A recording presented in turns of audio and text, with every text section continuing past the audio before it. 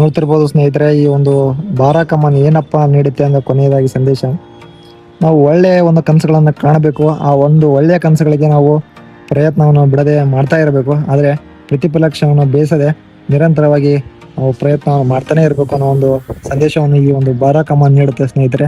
ಅದೇ ರೀತಿ ನೀವು ಒಳ್ಳೆಯ ಕನಸುಗಳನ್ನು ಕಾಣಿ, ಒಳ್ಳೆಯ ರೀತಿಯಾಗಿ ಪ್ರಯತ್ನ ಪಡಿ. ಆ ಒಂದು ಪ್ರತಿಫಲ ನಿಮಗೆ ನಿಮ್ಮೆಲ್ಲರಿಗೂ ದೊರಕಲಿ ಅನ್ನೋಂಥ ನನ್ನ ಒಂದು ಆಶಯವನ್ನು ನಾನು ಆ ದೇವರಲ್ಲಿ ಕೇಳಿಕೊಳ್ತೇನೆ.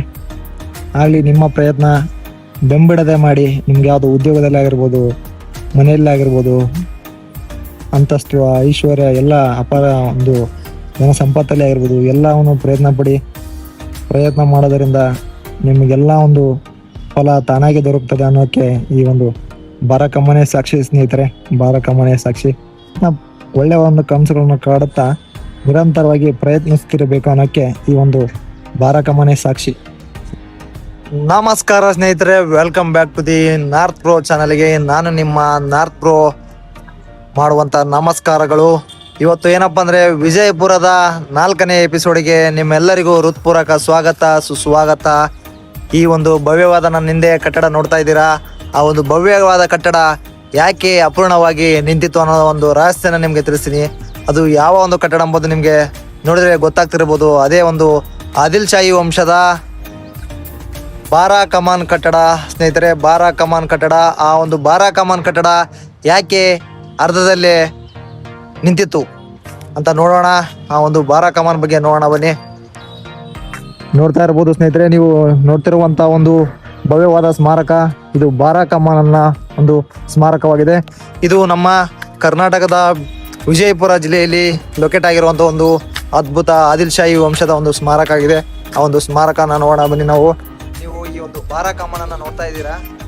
ಈ ಬಾರಾಕಮ್ಮನನ್ನ ಯಾಕೆ ಕಟ್ಟಿದ್ರು ಅಂದರೆ ಅದೊಂದು ಭಾಳ ದೊಡ್ಡ ಒಂದು ಇತಿಹಾಸ ಇದೆ. ಅದೊಂದು ನಂಬಲು ಅಸಾಧ್ಯವಾದಂಥ ಒಂದು ಮಾತಿದೆ.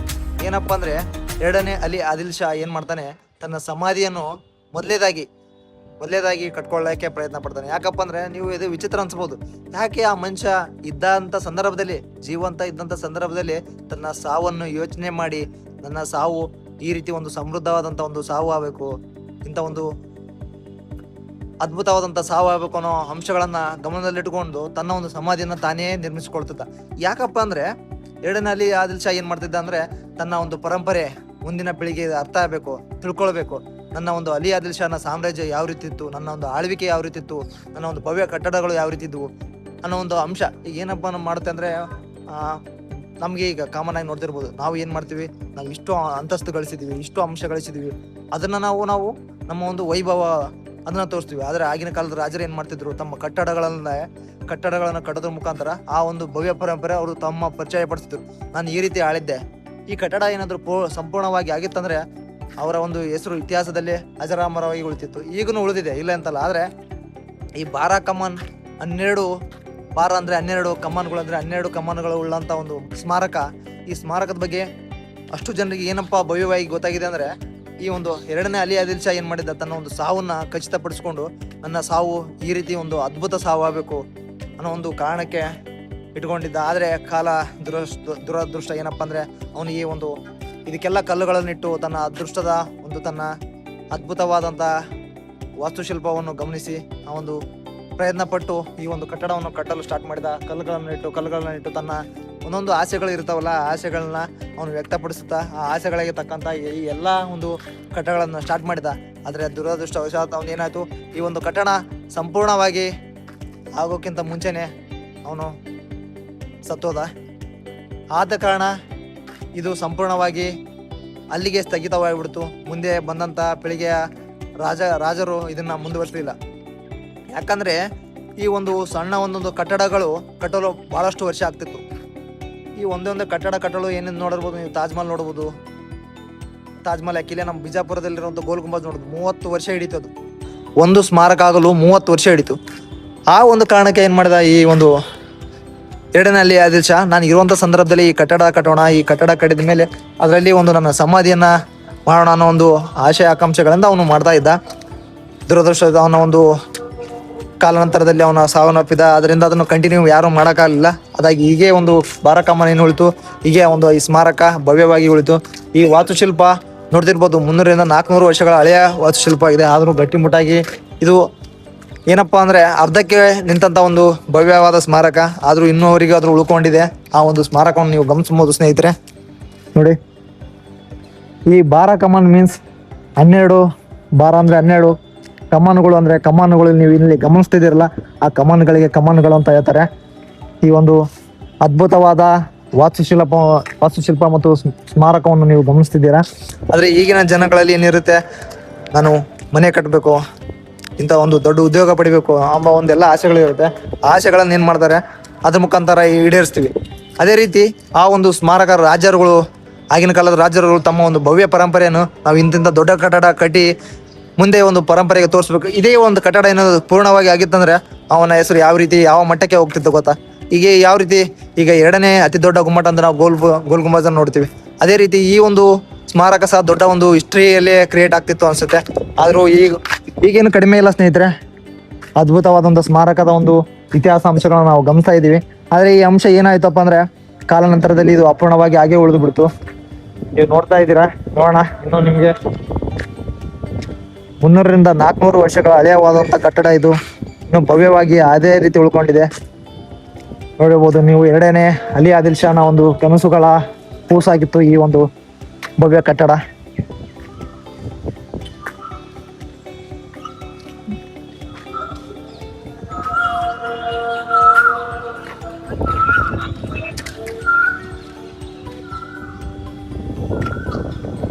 ನೋಡಬಹುದು ಸ್ನೇಹಿತರೆ ನೀವು, ಈ ಒಂದು ಕಟ್ಟಡ ಏನೋ ಅಪೂರ್ಣವಾಗಿ ಉಳಿದಿದೆ. ಆದರೆ ಅದರ ಒಂದು ನನಸುಗಳನ್ನು ಹೊತ್ತಿದ್ದಂಥ 2ನೇ ಅಲಿ ಆದಿಲ್ ಶಾನ ಕನಸುಗಳು ಸಹ ಅದೇ ರೀತಿ ಅಪೂರ್ಣವಾಗಿ ಉಳಿದು ಬಿಟ್ಟಿದೆ. ಮುಂದೆ ಬಂದಂಥ ರಾಜರುಗಳು ಇದನ್ನ ಮುಂದುವರಿಸಲು ಯಾರೂ ಪ್ರಯತ್ನ ಪಡಲಿಲ್ಲ. ಆ ಒಂದು ಕಾರಣಕ್ಕೆ ಈ ಬಾರ ಕಮಾನ್ ಒಂದು ದುಸ್ಥಿತಿಯಲ್ಲಿ ಆಗಿ ಉಳಿದಿದೆ. ಆದರೂ ನೀವು ಗಮನಿಸಬಹುದು ಸ್ನೇಹಿತರೆ, ಅಷ್ಟೋ ವರ್ಷಗಳಿಂದ ಇನ್ನೂ ಗಟ್ಟಿಮುಟ್ಟಿಯಾಗಿ ನಿಂತಿದೆ. ಅಂದರೆ ಆಗಿನ ಕಾಲದ ವಾಸ್ತುಶಿಲ್ಪದ ಒಂದು ವೈಭವ ಪ್ರತಿಮೆಯನ್ನು ನಾವು ಇನ್ನೂ ಗಮನಿಸಬಹುದು ಸ್ನೇಹಿತರೆ. ಈ ಒಂದು ಭವ್ಯವಾದ ಸಮಾಧಿ ಯಾರ್ದಪ್ಪ ಅಂದ್ರೆ 2ನೇ ಅಲಿ ಆದಿಲ್ ಶಾಹಿ ಅವರ ಸಮಾಧಿ. ಈ ಒಂದು 2ನೇ ಅಲಿ ಆದಿಲ್ ಶಾಹಿ ಅವರ ಬಾರ ಕಮಾನ್ ಅಪೂರ್ಣವಾಗಿ ಉಳಿದಿರ್ಬೋದು. ಆದರೆ ಇದಕ್ಕೆ ನಾವು ನಮಗೊಂದು ಪಾಠ ಕೊಡುತ್ತೆ. ಏನಪ್ಪ ಅಂದ್ರೆ, ನಾವು ಕನಸುಗಳನ್ನು ಕಾಣಬೇಕಾದ್ರೆ ಅದರ ಪ್ರತಿಫಲವನ್ನು ಬಯಸಬಾರದು. ಅಂದರೆ ನಾವು ಒಳ್ಳೆ ಕೆಲಸಗಳನ್ನು ಮಾಡ್ತಿರ್ಬೇಕು, ಆದರೆ ಅದನ್ನ ಶ್ರಮಪಟ್ಟು ಮಾಡ್ತಾನೆ ಇರಬೇಕು, ನಿಲ್ಲಿಸಬಾರ್ದು ಅಂತ. ಆದರೆ ಅದರ ಪ್ರತಿಫಲನ ನಾವು ಬಯಸಬಾರ್ದು.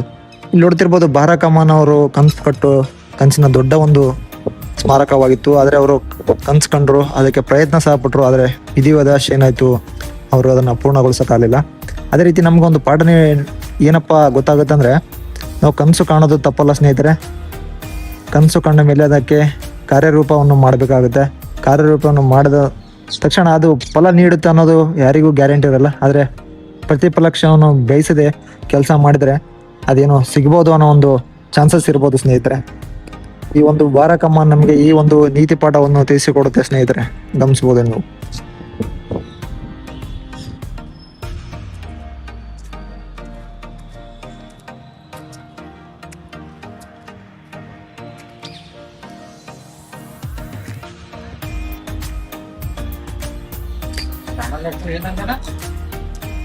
ನೋಡ್ತಿರ್ಬೋದು ಸ್ನೇಹಿತರೆ, 2ನೇ ಅಲಿ ಆದಿಲ್ ಶಾಹಿ ಅವರ ಕುಟುಂಬದ ಸಮಾಧಿಗಳನ್ನು ನೀವು ಗಮನಿಸ್ತಿದ್ದೀರಾ. ಅವರ ಮೇಲ್ಗಡೆ 2ನೇ ಅಲಿ ಆದಿಲ್ ಶಾಹಿ ಅವರ ಸಮಾಧಿ ಕಾಣ್ತಾ ಇದೆ ನಿಮಗೆ ಸ್ನೇಹಿತರೆ. ನೋಡ್ಬೋದು ಅವರು ಯಾವ ರೀತಿ ಕನಸು ಕಂಡ್ರು. ಆದರೆ ಅವರ ಒಂದು ಕನಸು ಈಡೇರಲಿಲ್ಲ. ಆದರೆ ಈ ಈಡೇರಲಿಲ್ಲ ಅನ್ನೋಕ್ಕೂ ಆದರೆ ಈ ಒಂದು ಕಟ್ಟಡ ಹಾಗೆ ಉಳಿಲಿಲ್ಲ ಸ್ನೇಹಿತರೆ. ಆದರೂ ಈಗಲೂ ಸಾವಿರಾರು ಪ್ರವಾಸಿಗರು ಇದಕ್ಕೆ ಬರ್ತಾರೆ, ವಿಸಿಟ್ ಕೊಡ್ತಿರ್ತಾರೆ. ಇದನ್ನ ಯಾರು ಏನಪ್ಪ ಇದು ಏನು ಅರ್ಧಕ್ಕೆ ನಿಂತೋಗಿರೋ ಕಟ್ಟಡ, ಇದನ್ನ ಏನು ವೀಕ್ಷಣೆ ಮಾಡ್ಬೇಕಂತ ಯಾರು ಯೋಚನೆ ಮಾಡಲ್ಲ. ಯಾಕಂದ್ರೆ ಭವ್ಯವಾದ ಕಟ್ಟಡ ಸ್ನೇಹಿತರೆ, ನೀವು ಗಮನಿಸ್ತಿದ್ದೀರಾ. ಅಂತ ಒಂದು ಭವ್ಯವಾದ ಕಟ್ಟಡ ಇನ್ನೂ 300-400 ವರ್ಷ ಆದರೂ ಇಷ್ಟು ಗಟ್ಟಿ ಮುಟ್ಟಾಗಿ ನಿಂತಿದೆ ಅಂದರೆ ಆಗಿನ ವಾಸ್ತುಶಿಲ್ಪಕ್ಕೆ ನಾವು ಸಲ್ಯೂಟ್ ಹೇಳ್ಬೇಕಾಗತ್ತೆ. ಈಗಿನ ಏನಂತೀವಿ ಅಭಿಯಂತರರಿಗೆ, ಆ ರೀತಿ ಇಂಜಿನಿಯರ್ಸ್ಗಳಿಗೆ, ಆ ರೀತಿ ಆಗಿನ ಕಾಲದ ಇಂಜಿನಿಯರ್ಸ್ಗಳು ಯಾವ ರೀತಿ ಇದ್ರು ಎಂಬುದನ್ನ ನೀವು ನೋಡ್ತಿರ್ಬೋದು. ಈ ಕಟ್ಟಡ ಏನಾದರೂ ಪೂರ್ಣವಾಗಿ ಆಗಿತ್ತಂದ್ರೆ ಸ್ನೇಹಿತರೆ, ಇದು ಸಹ ನಮ್ಮ ಒಂದು ದಕ್ಷಿಣ ಭಾರತದಲ್ಲಿ ಭವ್ಯವಾದಂಥ ಒಂದು ಕಟ್ಟಡ ಆಗ್ತಾ ಇತ್ತು ಅಂತ ಹೇಳ್ಬೋದು ನಾವು ಸ್ನೇಹಿತರೆ. ಈ ಒಂದು 2ನೇ ಅಲಿ ಆದಿಲ್ ಶಾಹಿ ಅವರು ಕನಸು ಕಂಡ್ರು. ಆದರೆ ಆಗಲಿಲ್ಲ ಸ್ನೇಹಿತರೆ, ಏನು ಮಾಡೋಕ್ಕಾಗಲ್ಲ. ಇದೇ ರೀತಿ ಆಗುತ್ತೆ, ನಿಮಗೂ ಇದೇ ರೀತಿ ಆಗುತ್ತೆ. ನೀವು ಏನಾದರೂ ಕನಸು ಕಾಣ್ತೀರಾ, ನಿಮ್ಗೆ ಏನಾದರೂ ಇಂಥ ಒಂದು ಕನಸಿನ ಮನೆ ಕಟ್ಟಬೇಕು, ಕನಸಿನ ಜಾಬ್ ಪಡಿಬೇಕು, ನಾನು ಅಷ್ಟು ದೊಡ್ಡನಾಗಬೇಕು, ಇಷ್ಟು ದೊಡ್ಡವನು ಎಲ್ಲ ಆಗುತ್ತೆ. ಆದರೆ ಒಂದೊಂದು ಟೈಮ್ ದುರಾದೃಷ್ಟ ಏನಾಗುತ್ತೆ, ಏನು ಮಾಡೋಕ್ಕಾಗಲ್ಲ. ಎಲ್ಲ ಹೇಳ್ತೀವಿ ಹಣೆ ಬರ, ಏನು ಮಾಡೋಕ್ಕಾಗಲ್ಲ ಅಂತ. ಅದೇ ರೀತಿ ಸ್ನೇಹಿತರೆ, ನಾವು ಅಂದ್ಕೊಂಡಿದ್ದ ಕೆಲಸ ಆಗಲಿಲ್ಲ ಅಂತೇಳಿ ನಾವು ಡಿಮೋಟಿವೇಟ್ ಆಗದೆ ಕೆಲಸ ಮಾಡೋದೇ ನಿಲ್ಲಿಸ್ಬಿಡ್ತೀವಿ. ಆ ರೀತಿ ಮಾಡಬಾರ್ದು ಸ್ನೇಹಿತರೆ. ಯಾಕಂದರೆ ಈ ಒಂದು ಸ್ಮಾರಕನೇ ನಿಮಗೆ ಏನಪ್ಪ ಅಂದರೆ ಇನ್ಸ್ಪಿರೇಷನ್. ಯಾಕಂದರೆ ಈ ಮನುಷ್ಯ ತಾನು ಜೀವಂತ ಇದ್ದಂಥ ಸಂದರ್ಭದಲ್ಲಿ ತನ್ನ ಸಮಾಧಿಯನ್ನು ಕಟ್ಕೊಂಡಂಥ ಮನುಷ್ಯ. ಯಾಕಪ್ಪ ಕಟ್ಕೊಂಡ ಅಂದರೆ ಅವನಿಗೆ ಗೊತ್ತಿತ್ತೇನೋ ಈ ರೀತಿ ಆಗುತ್ತಂತ ಗೊತ್ತಿದ್ದಿಲ್ಲ ಅವನಿಗೆ. ಅವನು ಮಾಡ್ತಾ ಇದ್ದ, ವರ್ಕ್ ಮಾಡ್ತಾ ಇದ್ದ. ನಾನು ಇರುವಾಗಲೇ ನಮ್ಮದು ಭವ್ಯವಾದ ಒಂದು ಸಮಾಧಿಯನ್ನು ಕಟ್ಟಬೇಕು. ಯಾಕಂದರೆ ಈಗಿನ ಪ್ರೆಸೆಂಟಲ್ಲಿ ನೋಡ್ತಾ ಇರ್ಬೋದು ನಾವು ಸಮಾಧಿಗಳನ್ನ, ನಮ್ಮ ತಂದೆ ತಾಯಿಗಳ ಸಮಾಧಿಗಳನ್ನ ನಾವು ಎಲ್ಲೇ ಹೊಲದಲ್ಲೇ ಮಾಡ್ತೀವಿ. ಆದರೆ ಭಾಗ ಅಂತ ಬಂದ ಸಂದರ್ಭದಲ್ಲಿ ಇದ್ಯಾಕೆ ನಮ್ಮ ಹೊಲದಲ್ಲಿ ಇಡೋದು, ಅದ್ಯಾಕೆ ನಮ್ಮ ಹೊಲದಲ್ಲಿ, ಇಂಥ ಕಾರಣ ಬರುತ್ತೆ. ನಿಮಗೆ ಈ ರಿಯಾಲಿಟಿಯಲ್ಲಿ ಗಮನಿಸಿರ್ಬೋದು ನೀವು. ಯಾಕಂದರೆ ಸಮಾಧಿಗಳನ್ನ ನಾವ್ಯಾಕೆ ಇಡೋಣ, ನೀವು ಹಲವಾರು ನ್ಯೂಸ್ಗಳಲ್ಲಿ ನೋಡ್ತೀರ, ಎಲ್ಲಲ್ಲಿ ನೋಡಿರ್ತಾರೆ. ಯಾಕೆ ಈಗಿನ ಸಂದರ್ಭ ಬಂದಿದೆ. ಆ ಒಂದು ಮುಂದಾಲೋಚನೆ ಈ ರಾಜರಿಗೆ ಆಗಿನ ಕಾಲದಲ್ಲೇ ಇತ್ತು ಅನಿಸುತ್ತೆ. ಆಗಿನ ಕಾಲದಲ್ಲಿ ರಾಜರು, ಈ ರಾಜ ಅಂತಲ್ಲ, ಎಲ್ಲ ರಾಜರು ಮೊದಲಿಂದಾಗಿ ತಮ್ಮ ಒಂದು ಸಮಾಧಿಗಳನ್ನ ನಿರ್ಮಿಸ್ಕೊಳ್ತಿದ್ರು. ಇಬ್ರಾಹಿಂ ರೋಜದಲ್ಲಿ ನೋಡಿರ್ಬೋದು ನೀವು. ಅವರು ಆಕಸ್ಮಿಕ ಅವರು ಸತ್ರು, ಅಲ್ಲಿನ ಅವ್ರದ್ದು ಇದಾಯಿತು. ಗೋಲ್ ಗುಂಬಜಲ್ಲಿ ನೋಡಿರ್ಬೋದು. ಎಲ್ಲ ಒಂದು ಸ್ಮಾರಕಗಳಲ್ಲಿ ಆಗಿನ ರಾಜರ ದೂರದೃಷ್ಟಿ ಇತ್ತು. ಯಾಕಂದ್ರೆ ನಮ್ಮ ಸಾವು ಒಂದು ಚಿರಋಣವಾಗಿರ್ಬೇಕು, ಮುಂದಿನ ಒಂದು ಪೀಳಿಗೆಗೆ ಬಹಳ ಒಂದು ಇದಾಗಿರ್ಬೇಕು ಅನ್ನೋ ಕಾರಣಕ್ಕೆ ಅವರು ಮೊದಲಿದ್ದಾನೆ ತಮ್ಮ ಒಂದು ಸಮಾಧಿಗಳನ್ನ ನಿರ್ಮಿಸ್ಕೊಳ್ತಿದ್ರು. ಈಗಿನ ಜನಗಳು ನಾವು ಸಾವಂದ್ರೇ ಅಷ್ಟು ದೂರ ಓಡ್ತೀವಿ ಅಂತ ಒಂದು ಕಾಲ. ಆಗಿನ ಮೈಂಡ್ ಸೆಟ್ ಗಮನಿಸ್ಬೋದು, ಈಗಿನ ಮೈಂಡ್ ಸೆಟ್ ಗಮನಿಸ್ಬೋದು. ಆದರೆ ಇದು ಏನೋ ಒಂದು ಅಪೂರ್ಣ ಕಟ್ಟಡ ಏನಪ್ಪ ತಿಳಿಸುತ್ತೆ ಅಂದರೆ, ಪ್ರಯತ್ನ ಪಡೋದನ್ನ ನಿಲ್ಲಿಸಬಾರ್ದು ಸ್ನೇಹಿತರೆ. ನೀವು ಏನೇ ಒಂದು ಪ್ರಯತ್ನ ಪಟ್ಟಂಥ ಸಂದರ್ಭದಲ್ಲಿ ಅದು ಆಗುತ್ತೋ ಬಿಡುತ್ತೋ ಗೊತ್ತಿಲ್ಲ. ಅದರಿಂದ ನೀವು ಒಂದು ನೀತಿ ಪಾಠ ಕಲ್ತೀರ ಸ್ನೇಹಿತರೆ. ಅದಕ್ಕೆ ಒಂದು ನೀತಿ ಪಾಠ ಭಾಳ ಮುಖ್ಯ. ಆ ನೀತಿ ಪಾಠನೇ ನಮಗೆ ಬೇರೆ ಕಡೆ ಒಂದು ಇನ್ನೊಂದು ಕಡೆ ಡೈರೆಕ್ಷನ್ ಕೊಡುತ್ತೆ. ನಾವು ಈಗ ರೀಸೆಂಟಾಗಿ ನೋಡ್ತಿರ್ಬೋದು, ನಾವು ಹಲವಾರು ಮಿಡಲ್ ಕ್ಲಾಸ್ ಜನರು ಏನು ಮಾಡ್ತಾಯಿದ್ವಿ, ನಾವು I am also middle class ಅಂತ ಹೇಳ್ತೀನಿ. ಈಗ ನಾವು ಆಲ್ಮೋಸ್ಟ್ ಗೌರ್ಮೆಂಟ್ ಜಾಬ್ಸ್ಗಳೇ ಅಂತ ಟ್ರೈ ಮಾಡ್ತಾ ಇರ್ತೀವಿ, ಉದ್ಯೋಗ ಸಿಗ್ತಾ ಇಲ್ಲ ಅಂತ ಟ್ರೈ ಮಾಡ್ತಾ ಇರ್ತೀವಿ. ಆದರೆ ಒಂದು ಎಕ್ಸಾಮ್ ಬರಿತೀವಿ, 2 ಎಕ್ಸಾಮ್ ಬರಿತೀವಿ, ಆಗೋದೇ ಇಲ್ಲ. ಅದಕ್ಕೆ ನಾವೇನು ಕಾರಣ ಹೇಳ್ಬಿಡ್ತೀವಿ, ನಾನು ಎಕ್ಸಾಮ್ ಬರೀದೇ ಬೇಡ, ನನಗೆ ಆಗೋದೇ ಇಲ್ಲ ಅನ್ನೋ ಒಂದು ಕಾರಣ ಇಟ್ಕೊಂಡು ಬಿಟ್ಟೇ ಬಿಡ್ತೀವಿ. ಆ ರೀತಿ ಮಾಡ್ಕೋಬಾರ್ದು ಸ್ನೇಹಿತರೆ. ನಮ್ಮ ಒಂದು ಕೆಲಸ ಮಾಡ್ತಾನೆ ಇರಬೇಕು ನಿರಂತರವಾಗಿ. ಆ ಪ್ರತಿಫಲವನ್ನು ಬಯಸದೆ ನಾವು ಒಂದು ಏನಪ್ಪ ಕಾರ್ಯವನ್ನು ಕರೆಕ್ಟಾಗಿ ಮಾಡಿದ್ದೇ ಆದಲ್ಲಿ ಆ ರಿಸಲ್ಟ್ ಅತ್ಯುತ್ತಮವಾಗಿ ಬಂದೇ ಬರುತ್ತೆ. ಈ ಒಂದು ನಾಲೆಜ್ ನಿಮಗೆ ಬೇರೆ ಕಡೆ ಎಲ್ಲಾದರೂ ಯೂಸ್ ಆಗೇ ಆಗುತ್ತೆ ಸ್ನೇಹಿತರೆ. ನೀವು ಓದ್ತಾ ಇರ್ಬೋದು, ಏನೋ ಒಂದು ಕೆಲಸ ಮಾಡ್ತಾ ಇರ್ತೀರಿ, ನೀವು ಆಗೋದೇ ಇಲ್ಲ ಅಂತ ಸಂದರ್ಭದಲ್ಲಿ ಅದು ಬೇರೆ ಕಡೆ ಯಾವುದೇ ಕಡೆ ಯೂಸ್ ಆಗುತ್ತೆ ಅಂತ ಅನ್ನೋ ಒಂದು ನನ್ನ ನಂಬಿಕೆ. ನಾನೀಗ ಪ್ರೆಸೆಂಟಾಗಿ ಮಾಡ್ತಾ ಇದ್ದೀನಿ. ನಂದು ಒಂದು 7 to 8 ಮಂತ್ಸ್ ಆಯಿತು. ನನಗೂ ಈಗ ವ್ಯೂಸ್ ಬರ್ತಾ ಇಲ್ಲ, ಸಬ್ಸ್ಕ್ರೈಬ್ ಆಗ್ತಾ ಇಲ್ಲ ಅಂತ ಬಿಟ್ಟಿದ್ದಾರೆ. ನಾನು ಇಷ್ಟು ಒಂದು ಕಾನ್ಫಿಡೆನ್ಸ್ ಆಗಿ ಮಾತಾಡ್ತಾ ಇದ್ದಿಲ್ಲ.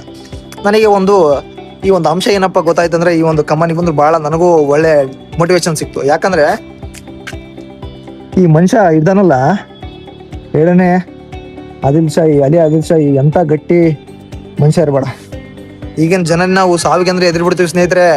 ಸಾವು ಅಂದರೆ 1 ಕಿಲೋಮೀಟರ್ ದೂರ ಹೋಗ್ತೀವಿ. ಆದರೆ ಈ ಮನುಷ್ಯ ಮೊದಲೇ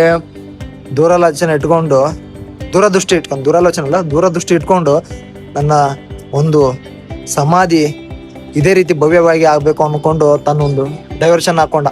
ಈಗಿನವ್ರು ನಾವೇ ಯಾರಾದ್ರೂ ನಮ್ಮ ಸಮಾಧಿಗಳನ್ನ ನಾವೇ ಖುದ್ದಾಗಿ ತೋಡ್ಕೊಂತೀವ, ನಾನು ಇಷ್ಟು ವರ್ಷ ಬದುಕಬೇಕು, ಅಷ್ಟು ಆಸೆಗಳಿರ್ತವೆ ನಮ್ಗೆ. ಆ ಆಸೆಗಳನ್ನ ಪೂರೈಸದೆ ನಾವು ಸಾವಿಗೆ ಅಂದ್ರೆ ಎಲ್ಲ ಭಯ ಪಡ್ತಾರೆ. ಆದರೆ ಆ ಮನುಷ್ಯ ಭಯ ಪಡದೆ ಎಷ್ಟೆಲ್ಲ ಇದು ಮಾಡಿರ್ಬೇಡ, ನೀವು ಯೋಚನೆ ಮಾಡ್ಬೋದು. ಅದಕ್ಕೆ ಸ್ನೇಹಿತರೆ, ನಿಮ್ಮ ಪ್ರತಿಫಲ ಬಯಸಬೇಡಿ. ನೀವು ಮಾಡ್ತಿರುವಂಥ ವರ್ಕ್ ಮಾಡ್ತಾ ಇರಿ. ಏನಪ್ಪ ಅಂದರೆ, ನೀವು ಪ್ರತಿಫಲ ಒಂದೊಂದು ಪ್ರಯತ್ನ ಮಾಡ್ತಿರ್ತೀವಿ, ಪ್ರಯತ್ನ ಮಾಡದೆ ಬಿಟ್ಬಿಟ್ರೆ ಏನಾಗುತ್ತೆ, ಒಂದೊಂದು ಕಡೆ ಇರ್ಬೋದು, ಅದು ಸಿಗೋದೇ ಇಲ್ಲ ಅಂತ ಗೊತ್ತಿದ್ದಾಗ ಪ್ರಯತ್ನ ಪಟ್ಟರೆ ಸಿಗುತ್ತೆ ಅನ್ನೋದು ಒಂದು ಏನಾದರೂ ಅಂಶ ಇದ್ದರೆ ಏನು ಮಾಡ್ತೀರಾ ನೀವು? ಸಿಗೋದಿಲ್ಲ ಅನ್ನೋ ಒಂದು ಅಂಶ ಇರುತ್ತೆ. ಆದರೆ ಪ್ರಯತ್ನ ಪಟ್ಟರೆ ಸಿಗ್ಬೋದು ಅನ್ನೋ ಒಂದು 1% ಚಾನ್ಸ್. ನೀವು RCB ನೋಡಿದಿರ್ಬೋದು. RCBನ ನಾನು ಎಕ್ಸಾಂಪಲ್ ತೊಗೊಂಡ್ರೆ, ವಿರಾಟ್ ಕೊಹ್ಲಿ ಹೇಳ್ತಾರೆ 1% ಚಾನ್ಸ್. ಆ ಒಂದು ವಾಕ್ಯನ ನೀವು ಗಮನಿಸಿರ್ಬೋದು. 1% ಚಾನ್ಸಿಂದ ಫೈನಲ್ಗೆ ಹೋಗ್ತೇವೆ, ಫೈನಲಿಂದ ಕಪ್ ಎತ್ತೀವಿ ರೀ, ಈ ಸಲ ಕಪ್ ನಮ್ಮದೇ ಅನ್ನೋ ಒಂದು ಟ್ಯಾಗ್ಲೈನ್ ನೋಡಿರ್ಬೋದು. ಈ ಸಲ ಕಪ್ ಎತ್ತೀವಿ. ಆ ರೀತಿ ಒಂದು 1% ಚಾನ್ಸ್ ಸಹ ನಮ್ಮನ್ನ ಬೇರೆ ಡೈವರ್ಷನ್ಗೆ ಒಯ್ಯುತ್ತೆ, ನಮ್ಮ ಉನ್ನತ ಮಟ್ಟಕ್ಕೆ ಒಯ್ತನಕ್ಕೆ ಕಾರಣ. ಅದಕ್ಕೆ ನೀವು ನಿಮ್ಮ ಪ್ರಯತ್ನ ಬಿಡಬೇಡಿ, ಏನೋ ಒಂದು ಮಾಡ್ತಾನೆ ಇರಿ. ಅದರಿಂದ ನಿಮಗೆ ಒಂದಲ್ದ ಒಂದು ಅಡ್ವಾಂಟೇಜ್ ಸಿಗುತ್ತೆ ಅಂತ ಹೇಳ್ತೀನಿ ಸ್ನೇಹಿತರೆ. ನೋಡೋಣ ಈ ವಿಡಿಯೋ ನಿಮಗೆ ಏನು ಅನಿಸ್ತು ಅಂತ ಕಮೆಂಟಲ್ಲಿ ತಿಳಿಸಿ. ನನಗೆ ತಿಳಿದಷ್ಟು ಒಂದು ನಾಲೆಜನ್ನು ನಾನು ನಿಮ್ಗೆ ಹೇಳಿದ್ದೀನಿ. ನನಗೆ ಏನು ಅನಿಸುತ್ತೋ ಅದನ್ನು ಹೇಳಿದ್ದೀನಿ. ನಿಮ್ಗೆ ಏನಾದರೂ ತಪ್ಪು ಅನಿಸಿದ್ರೆ ಸಾರಿ. ಈ ಏನು ಅನಿಸ್ತು ಅನ್ನೋದನ್ನು ನಿಮ್ಗೆ ಒಂದು ಚಿಕ್ಕ ಒಂದು ಶಾರ್ಟ್ ಆಗಿ ಮೆಸೇಜ್ ಹಾಕಿ. ಯಾಕಂದರೆ ನಾನು ದೊಡ್ಡವನು ಅಲ್ಲ, ನಿಮ್ಮ ನೋಡ್ತಿರ್ಬೋದು, ಚಿಕ್ಕವರು ನೋಡ್ತಿರ್ಬೋದು, ದೊಡ್ಡವರು ನೋಡ್ತಿರ್ಬೋದು. ನಾನು ನಿಮ್ಮೆಲ್ಲ ಚಿಕ್ಕವರಿಗೆ ಅಣ್ಣ ಆಗಿರ್ಬೋದು, ದೊಡ್ಡವರಿಗೆ ತಮ್ಮ ಆಗಿರ್ಬೋದು, ಅಥವಾ ಬಂಧು ಬಳಗ ಏನೇ ಆಗಿರ್ಬೋದು ಸ್ನೇಹಿತರೆ. ಅದಕ್ಕೆ ನಿಮ್ಗೆ ಏನು ಅನಿಸುತ್ತೆ ಅದನ್ನು ಕಮೆಂಟ್ ಮೂಲಕ ತಿಳಿಸಿ. ನನಗೊಂಥರ ಹೋಪ್ ಬರುತ್ತೆ. ನಾನು ಏನು ತಪ್ಪು ಹೇಳಿದ್ರು ಅದನ್ನು ತಿಳಿಸಿ. ಇಷ್ಟ ಆದರೆ ಲೈಕ್ ಮಾಡಿ, ಇಷ್ಟ ಆಗಲ್ಲ ಡಿಸ್ಲೈಕು ಮಾಡಿ, ಏನೋ ಒಂದು ತಿಳಿಸಿ. ಯಾಕಪ್ಪ ಅಂದ್ರೆ ನನಗೂ ಒಂದು ಕಾನ್ಫಿಡೆನ್ಸ್ ಸ್ನೇಹಿತರೆ. ನಾನು ಏನೋ ಮಾಡ್ತೀನಿ ಅನ್ನೋ ಒಂದು ಕಾನ್ಫಿಡೆನ್ಸ್. ಆದರೆ ಏನು ಮಾಡ್ತೀನಿ ಅಂಬೋದು ನನಗೂ ಇನ್ನೂ ಗೊತ್ತಿಲ್ಲ. ಆದರೆ ನಿಮ್ಮ ಒಂದು ಸಪೋರ್ಟ್ ಇದ್ದರೆ ಏನೋ ಒಂದು ಮಾಡ್ತೀನಿ ಸ್ನೇಹಿತರೆ. ನಾನು ಈ ಒಂದು ಬಾರಕ ಮನೆಗೆ ಬಂದು ನನಗೂ ಸ್ವಲ್ಪ ಪಾಸಿಟಿವ್ ಎನರ್ಜಿ ಸಿಕ್ತು. ಯಾಕಂದರೆ ಈ ಮನುಷ್ಯ ತನಗೆ ಗೊತ್ತಿದ್ರು ತಾನೇ ಮೊದಲೇ ಇದೆಲ್ಲ ಮಾಡ್ಕೊಂಡ. ಆದರೆ ಇದು ಅಪೂರ್ಣವಾಗಿ ಉಳಿತು ಅಂದ್ರೆ ಇದೇನು ಆಳ್ಮೂಳು ಬೆಳಿಲ್ಲ. ಈಗಲೂ ಸಾವಿರಾರು ಜನ ಬಂದು ವಿಸಿಟ್ ಮಾಡ್ತಾವ್ರೆ. ಇಂಥ ಒಂದು ಅರ್ಧಂಬರ್ಧ ಕಟ್ಟಡಕ್ಕೆ ಯಾವನರಿ ಬರ್ತಾನ ಅಂತ ಅನ್ಕೊಂತಿರ್ಬೋದು.